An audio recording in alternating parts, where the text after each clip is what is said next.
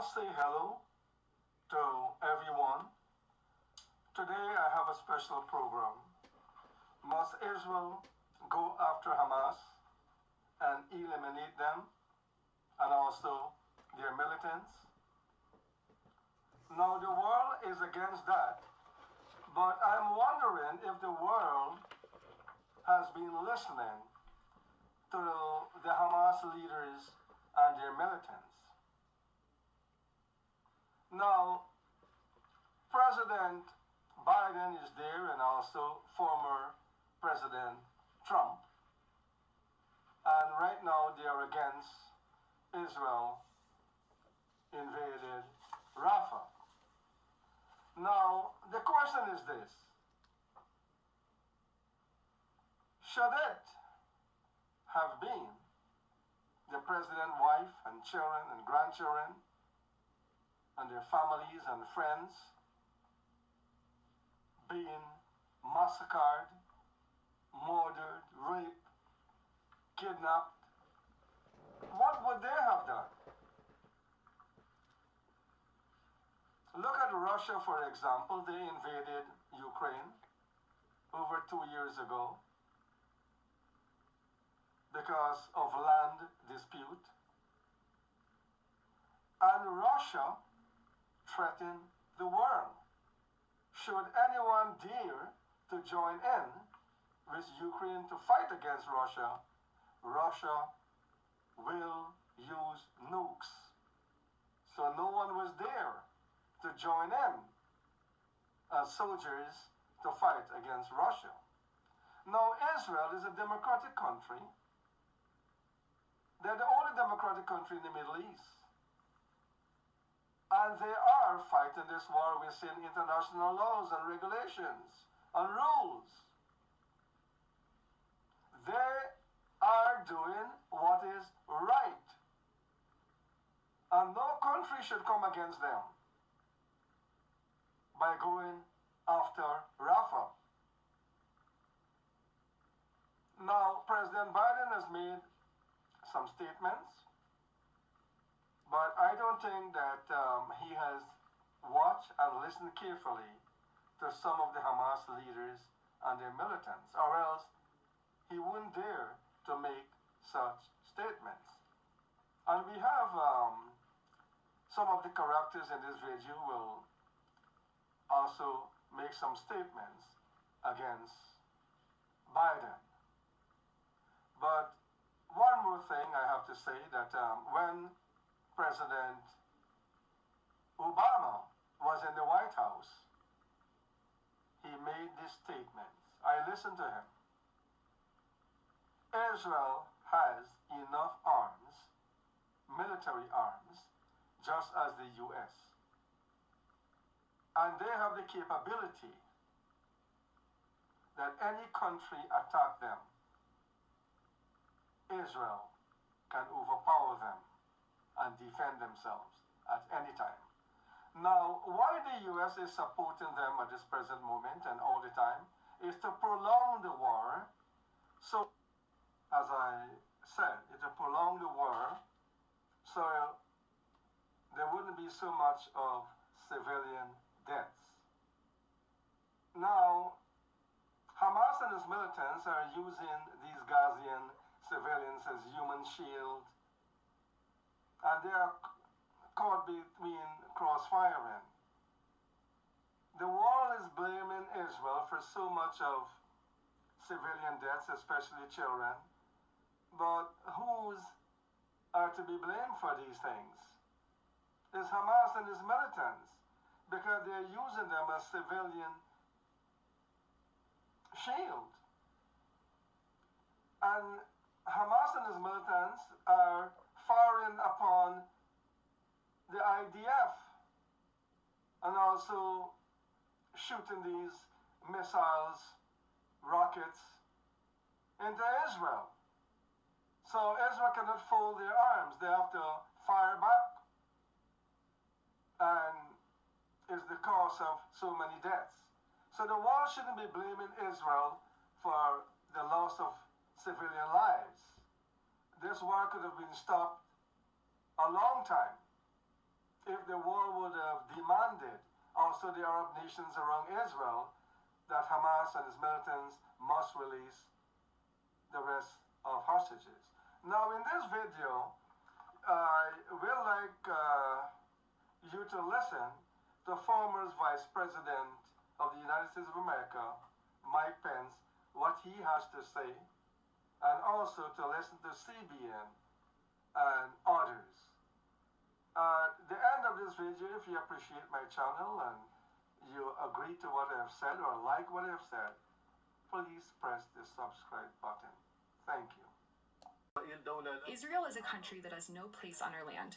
We must remove that country because it constitutes a security, military, and political catastrophe to the Arab and Islamic nation and must be finished.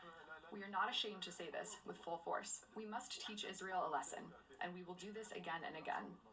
The Alaska flood is just the first time, and there will be a second, a third, a fourth, because we have the determination, the resolve, and the capabilities to fight. The occupation must come to an end. Occupation where? In the Gaza Strip? No, I am talking about all the Palestinian lands. Does that mean the annihilation of Israel? Yes, of course. The existence of Israel is what causes all that pain, blood, and tears. It is Israel, not us. We are the victims of the occupation, period. Therefore, nobody should blame us for the things we do. On October 7th, October 10th, October 1 million, everything we do is justified. Video that really took everybody here by surprise. Hamas officials going on television vowing to strike Israel again and again with the end goal of wiping Israel off the map. This video shows a Hamas official being interviewed on Lebanese television. He claims everything Hamas has done is justified. This version with subtitles is being widely shared this afternoon online. احنا الدولة لابد ان نزيلها لانه بالفعل هي تعتبر كارثة امنية وعسكرية وسياسية للأمة العربية والإسلامية يجب ان تنتهي. لذلك احنا لا نخجل من نقول ذلك بكل قوة. مصرية لازم نأدبها وحنأدبها مرة ثانية وثالثة، ومش هذا حتكون طوفان الأقصى أول مرة، لا حتكون ثانية وثالثة ورابعة لأنه احنا لدينا إصرار ولدينا قرار ولدينا إمكانيات. It was going fast, but he said there will be this was not just the first attack, there will be a second attack, a third attack, and a fourth attack. In Beirut, Lebanon, we sat down face-to-face with senior Hamas official Ghazi Hamid, pressing him on the more than 200 hostages his organization is holding in Gaza tonight. Will you release all of the hostages for a complete ceasefire? Look, I think we are a human being. We want these people to go home. We want them. And also, we want our prisoner now to go home. So I think we are ready now to have complete compromise, complete deal in order to release all the hostages, either military or civilians, and they release all the prisoners from the Israeli detention centers. The calls for compromise, a far cry from this warning that sent shockwaves around the world. Hamad saying the Hamas terror attack on October 7th was just the first, and that there will be a second, third, and fourth attack on Israel. But how can you ask for a ceasefire? How can you ask for Israel to stop their aggression when you go on television in Lebanon here last week and say that you will continue your aggression? You will continue to launch October 7th again and again and what again. do you want us to do? To stop?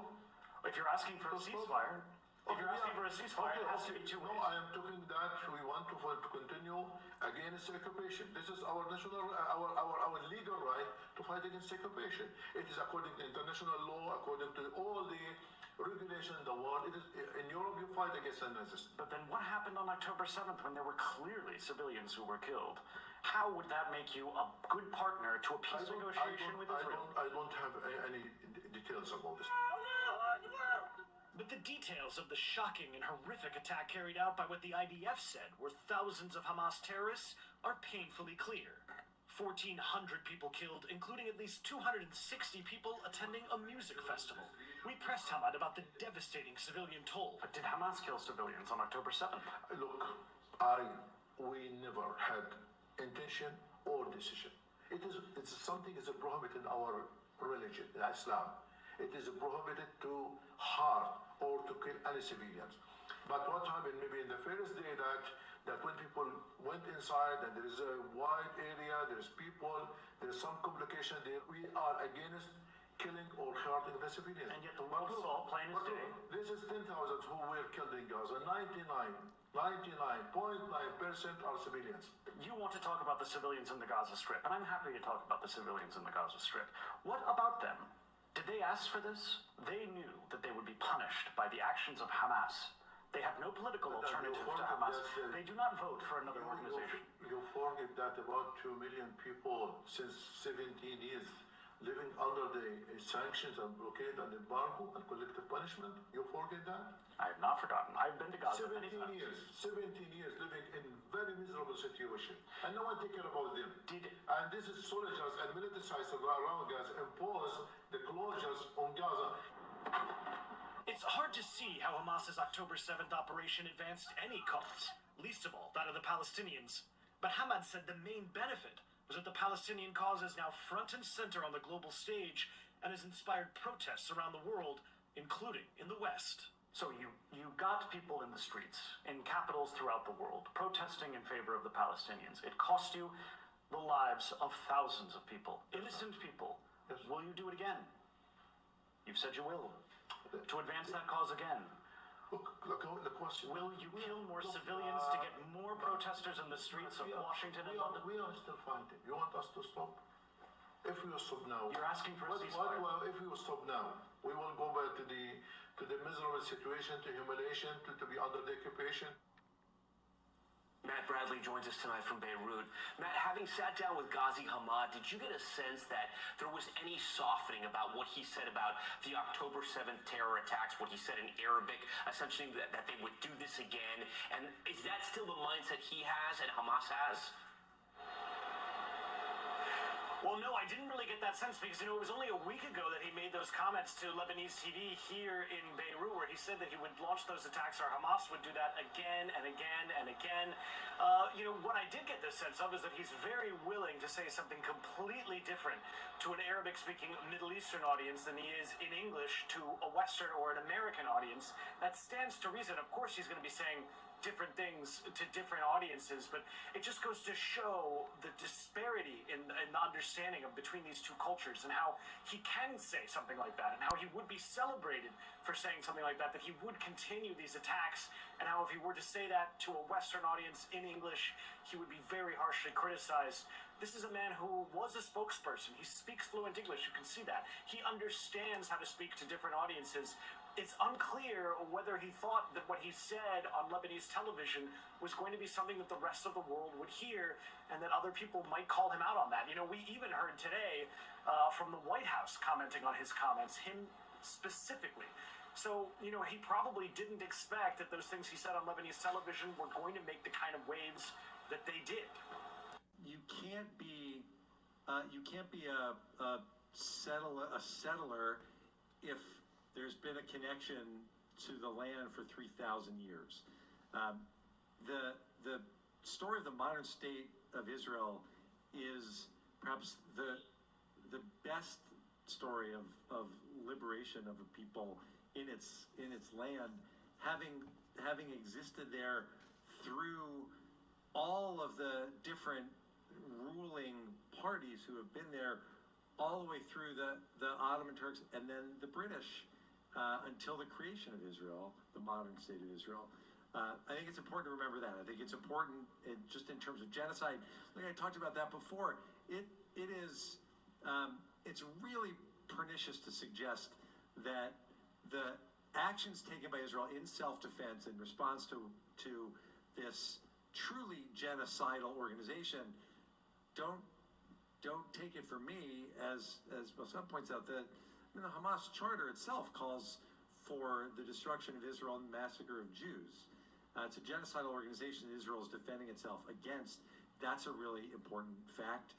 And Israel is an apartheid state. It's been thrown around for a long time. It completely ignores the fact that the state of Israel is majority minority. It's not a white colonialist state. It's a state that is majority people of color. Those are just important facts that can't be ignored, and it's why I think this is so important. While I'm at it, if I could just quickly touch on some of the others that I know happened here on campus. when you're chanting intifada, intifada, and you're doing it at any time, but especially after what happened on October 7th, and you're out there chanting something that for so many of us immediately triggers the second intifada when 1,000 Israeli civilians were killed by suicide bombers in cafes and on buses and at Passover Seders and at hotels all around Israel. That kind of language isn't political speech. And when people talk about March chanting from the river to the sea, again, I'll turn it over to you. From the river to the sea, what does that mean? Well, it means from the river to the sea, Palestine will be free. Free of what? Free of Jews. That's what that means. It envisions a land free of Jews in which the Jews are pushed into the sea, quite literally. Totally consistent with Hamas's aims, as Mosab. We met Abu Abid, a Hamas recruiter, at an undisclosed location in the West Bank. I give the fighters guidance. When Israeli forces enter, I tell them what to do and how to open fire. And while the world recoiled in horror at the savagery of the October 7 massacre, chillingly, he sees it as an act of resistance. So, on October the 7th, women and children were murdered. We see death every single day. Israel lost what? 1,000 or 2,000 people killed. That's nothing. But it doesn't make it right to kill women and children. This is my land. My land. So it's only normal that we take it back by force. Nor is there remorse for the more than 28,000 Palestinians killed in Israel's bombardment of Gaza. You had to have known that that would have been Israel's response, that Palestinians would suffer as a result. We are not pleased with that, but this is the path of the armed struggle. This all end, all this killing, all this suffering. The killing and the suffering ends when the Israelis walk out of our land. But if they decide to stay, we shall continue to fight. And if I die, somebody else will take my place.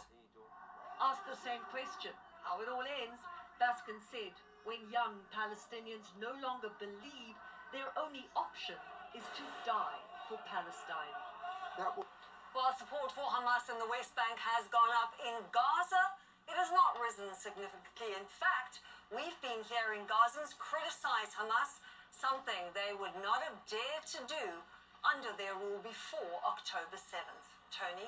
Yeah, Hamas has a history of torturing, even killing political dissidents, any of its political rivals. Deborah Pataforis in Israel. Deborah, thank you very much.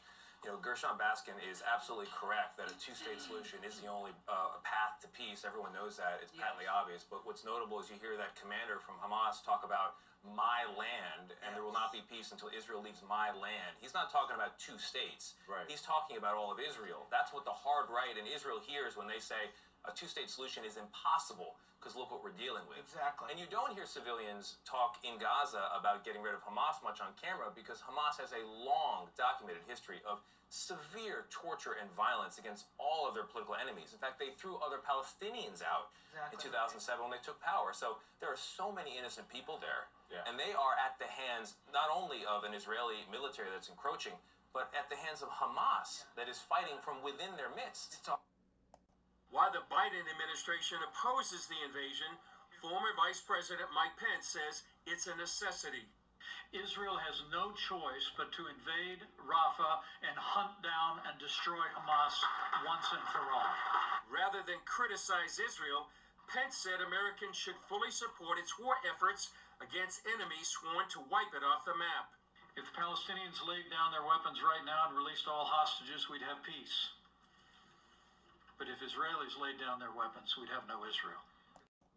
You cannot have 30,000 more Palestinians dead. as a consequence of going after. There's other ways to deal with the trauma caused by Hamas. I sat with the war cabinet. I said, look, don't make the mistake America made. We went after bin Laden until we got him, but we shouldn't have gone into Ukraine or the whole thing in Iraq and Afghanistan. It wasn't necessary. It wasn't necessary. It just caused more problems than it raised. Is that a good comparison, what Israel's trying to do to wipe out Hamas? No, I mean, absolutely not. Look, it's unfortunate what has happened here. I mean, the disagreements that our president has and his team with Prime Minister Netanyahu and his team and how to conduct this war are now in the public spaces. That is really regrettable. I just wish, frankly, that the president and his team would leave Israel alone here and let them conduct a military operation in accordance with their values and as they see fit. They have taken unprecedented moves to remove the problem that no other military has had in my memory of dealing with such a concentration of civilians that are actually in the combatant zone inside urban centers. When the sound of the guns come, people normally leave. Hamas doesn't let them leave. The Israelis have moved them away as best as they possibly can, and certainly it's resulted, regrettably, in civilian casualties. But the rose has to be pinned. The reason for those casualties is Hamas. We've got this thing twisted and blaming Israel for that. It's not the case. Israel has to finish this. Dana, what they're about, supported by the Iranians, is make the security situation inside Israel for the Israeli people, make that so vulnerable that people don't want to live there. That's what this is all about. If we let Hamas live again because we don't destroy the remaining battalions and their leaders, they're going to rearm and reattack and make the people of Israel vulnerable once again. And that erodes the state of Israel. That's what they're after. They're after its destruction. There's not that many millions of Jews that are living there. And they certainly trust their government and their security forces until October the 7th.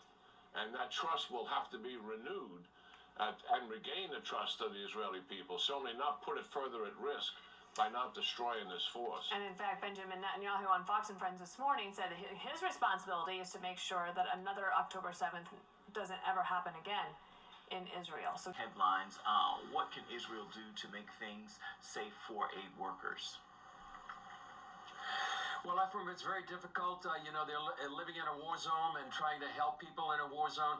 And tragically, even in the best of intentions, bad things can happen. The U.S. has had a number of incidents of its own in places like Iraq and Afghanistan. For example, 2021, they hit an aid worker's family in Afghanistan. 2015, another airstrike killed 42 people in a hospital in Kunduz. It's not to excuse what happened with Israel, but tragic incidents like this happen in wartime. The IDF says it's going to do a complete investigation and make the necessary changes. And this is all complicated by the distribution of humanitarian aid into Gaza. And we'll see how this unfolds in the days and weeks to come. There's nothing peaceful about Hamas. They have vowed to do this again and again and again, repeat October 7 over and over and over until Israel is wiped off the map. Let us believe them. Let us not give them any aid, comfort, any funding. UNRWA should stop right now. There should be no more aid going into that organization because we already know the aid is diverted into Hamas terrorism. The aid is diverted into creating those tunnels. The aid doesn't go to people who are starving. It goes to the fighters. It goes to the terrorists so they can inflict more damage. Here's the fact. They're still firing rockets. For all the calls of ceasefire, Hamas is still firing rockets into Israel. Now, we've got a hot mic moment from our president, President Biden, where he was bragging that he had told Netanyahu there needs to be a come to Jesus moment. Well, my message to President Biden, you need a come to Abraham moment. Abraham had his relatives captured. They were captured. They were taken away as hostages. What did he do? What did Abraham do? He went to war. And in that war, he didn't stop until all the hostages were returned safe. That needs to be our vow for the Israeli people. We will stand with you until all the hostages are released, until Hamas unconditionally surrenders, puts down all their weapons, and Hamas is no more. That needs to be our vow. We need to stand with Israel. Now, let's listen to the son of one of the founders of Hamas leaders, Mosab Hassan Yousef. War is the only way to move toward peace between the Israeli government and the Palestinian people. And so to that end, how do we, as Americans or as supporters of Israel, advocate for war, knowing that that might and will likely only bring more loss? Many people are mistaken if they think you can achieve peace all the time through dialogue. When dialogue, negotiations, reason, rationality come to a dead end, then there is nothing left but the use of force. For 17 years, Israel extended its hand to Hamas. The international community, especially the United States, encouraging Hamas to drop their idea of annihilating the state of Israel. It was the condition that you cannot be part of the peace process without dropping your idea to annihilate a race. And Hamas could not do that, to accept Israel's right to exist.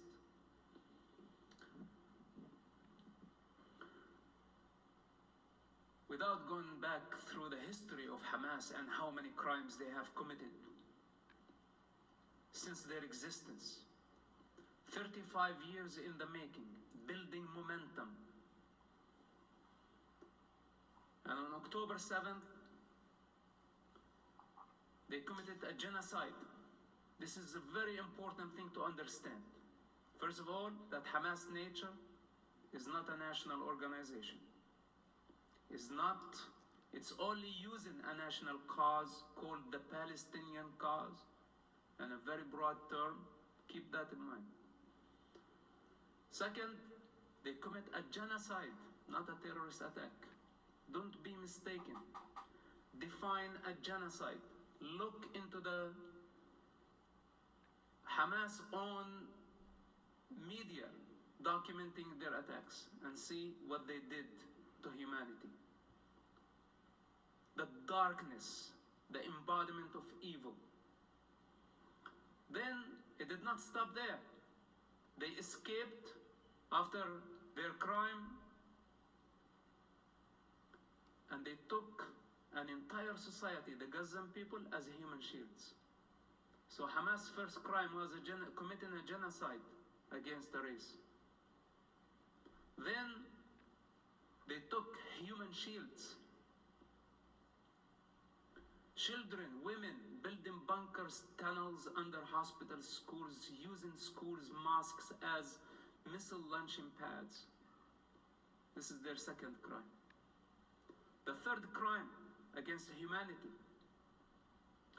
They kidnapped infants, children, women, elders, took them hostages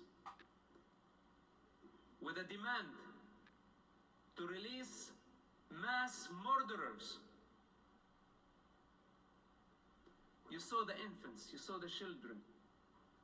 How can anyone with consciousness still believe that this is a political issue? Anyone who sees things for what they are, he say or she say no to this. You are swapping or exchanging infants, babies, with monsters who have blood on their hand, spending 100 years supposed to be in prison. They want these terrorists, those savages, back on the street. This is why Hamas took hundreds of hostages. This is their third crime. Multiple crimes against humanity done simultaneously by the same savage group, and we still debating whether they are okay or not okay. So Israel was left with no other choice but to use force. And force is the last resort. Philosophers in the East and in the West, enlightened avatars, validated the use of force when all other means fall. And in this case, in Hamas case, there was no way around it but to use the force. There are civilian casualties, but their blood is on the hands of Hamas and on the hands of Hamas alone. Because Israel warned the civilians of Gaza to evacuate. It gave them 21 days to escape, but they still insist on staying to give Hamas cover. You know why? Because unfortunately, many Gazans support Hamas and many Gazans voted for Hamas. And the majority of Gazans hated Israel. And many choose to be silent. And a majority of the Arab world, not only the Gazans, failed to condemn Hamas and say this does not represent the Arab people. They failed to condemn Hamas. This is their biggest mistake. And when such a society fail their moral responsibility, at least, I don't want to say to eradicate Hamas, but at least morally, to take a moral responsibility and say, we are different. This does not represent our religion, our culture. But instead, they gave Hamas cover and they failed to condemn Hamas. This is their problem. So Israel is left with no other choice but to defend itself. And all the victims of Gaza that you see, remember my words, they are war victims. Very different type of victims than October 7 victims. October 7 victims, they were victims of a genocide. This is the highest crime can be committed, a genocide, where you systematically kill people, move from door to door, annihilating everything in your way. This is what Hamas did, indiscriminately. What's happening in Gaza, Israel called the people, say evacuate this building because we have a tunnel under. Then Hamas go with their propaganda using pictures and videos from Syria to say, look what Israel is doing to us, while they are the ones hijacking an entire society using Palestinians as human shields. This is the devil in action. So, of course, there is no other way but the use of force. And with this, I conclude. The United States of America, after the savage attack against Pearl Harbor, where 400 Japanese suicide airplanes hit the harbor, the United States immediately developed the dirty bomb. And they wiped out Hiroshima and Nagasaki 4 years exactly after this attack. When they did that, the war ended. It was the end of World War II. So sometimes, some of us, could be one of us, would have to take the responsibility to drop a dirty bomb somewhere in order to stop the war from spreading. Because when a majority of people agree on violence, validate violence, justify genocide, and think it's a point of view to become a Nazi, in this day, it all begins with killing Jews. This is what happened last century. And Nazism, many thought of it as a point of view. And now history is repeating itself. And even in the middle of our educational institutions, we've been invaded by Hamas ideology, by the name of Palestine and by the name of revolution. Who cares? Anti-Semitism is Nazism. And it's rejected. It should be rejected on this campus, should be rejected everywhere in the United States. The United States should be the last country that allow this type of mentality to express itself, because Nazism is not a point of view. It is not. And we will never validate savages. So basically, Israel had no other choice but to use the force, and war is ugly. In war, people die. This is why Hamas should have not started this war from the beginning. They dragged all of us into this situation. But what I know for sure, that Israel will end this war. Whatever it takes, we have to eradicate them.